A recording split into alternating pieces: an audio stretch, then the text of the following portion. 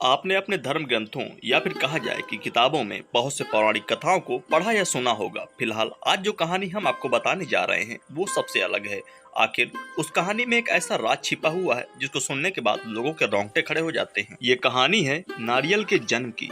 आखिर आपको बता दें ये नारियल वही है जिसे मंदिरों में आप चढ़ाते हैं, बड़े शौक के साथ इसे तोड़ते हैं। इसको तोड़ने के बाद लोग अपने हर कार्य को शुभ मानते हैं।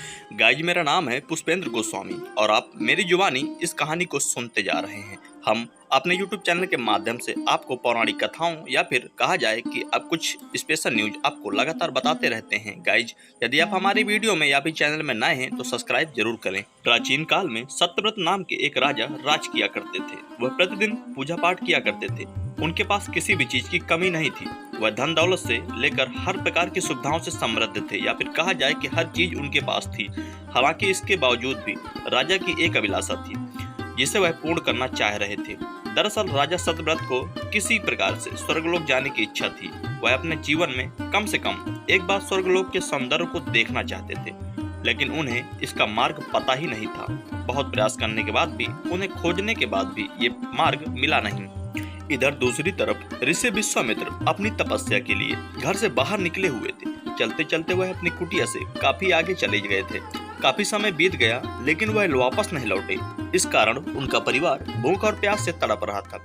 राजा सत्यव्रत को जब यह पता चला तो उन्होंने ऋषि विश्वामित्र के परिवार के पालन पोषण की जिम्मेदारी अपने हाथ में ले ली। कुछ समय बाद जब मुनिवर वापस लौटे तो उन्हें अपने परिवार को कुशल देखकर काफी प्रसन्नता हुई, लेकिन उन्होंने उनकी अनुपस्थिति में किसने उनकी देखभाल की। ऋषि विश्वामित्र ने इस पर प्रश्न किया तो ऋषि विश्वामित्र के परिवार वालों ने बताया कि राजा ने उनके पालन पोषण की जिम्मेदारी अपने हाथ उठा ली थी।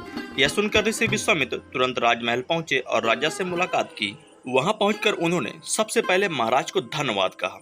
इस पर राजा ने ऋषि की अपनी इच्छा पूर्ण होने का आशीर्वाद मांगा। राजा की बात सुनकर ऋषि विश्वामित्र ने कहा, बोलिए राजन, आपको क्या वरदान चाहिए। तब महाराज ने कहा, हे मुनि, मुझे एक बार अपने जीते जी स्वर्गलोक के दर्शन करने हैं। कृपया करके मुझे वहां जाने का वरदान दें। राजा की प्रार्थना सुनकर ऋषि विश्वामित्र ने एक ऐसा रास्ता निकाला जो सीधा स्वर्गलोक की ओर जाता था। यह सब देखकर राजा सत्यव्रत बहुत खुश हुए। वह तुरंत उस रास्ते पर चल पड़े और स्वर्गलोक पहुंच गए। यहाँ पहुंचते ही इंद्रदेव ने उन्हें नीचे धक्का दे दिया, जिसके कारण वो सीधा धरती पर जा गिरे। राजा सत्यव्रत ने विश्वामित्र से अपने साथ हुए छल का सारी बातें एक तरफ से बता डाली। राजा की बात सुनकर ऋषि विश्वामित्र गुस्से में आग बबूला हो उठे। उन्होंने तुरंत सभी देवताओं को इसके बारे में बात की और इस समस्या का हल निकाला, जिसके बाद राजा के लिए एक नया स्वर्गलोक बनाया गया। नए स्वर्गलोक को पृथ्वी और देवताओं के स्वर्गलोक के बीचों बीच स्थापित किया गया था ताकि किसी को परेशानी ना हो। नए स्वर्गलोक से राजा सत्यव्रत खुश तो बहुत हो गए थे, लेकिन विश्वामित्र को एक चिंता सता रही थी। उन्हें डर था कि नया स्वर्गलोक कहीं जोरदार हवा के कारण गिर न जाए। अगर ऐसा होगा तो राजा सत्यव्रत दोबारा धरती पर जा गिरेंगे। काफी सोच विचार के बाद ऋषि विश्वामित्र को एक उपाय सूझा। उन्होंने नए स्वर्गलोक के नीचे एक बहुत लंबा खंभा लगा दिया ताकि उसे सहारा मिल सके। आज कलयुग में ऐसी मान्यता है कि नए स्वर्गलोक के नीचे लगाया गया खंभा एक विशाल पेड़ के तने के रूप में बदल गया।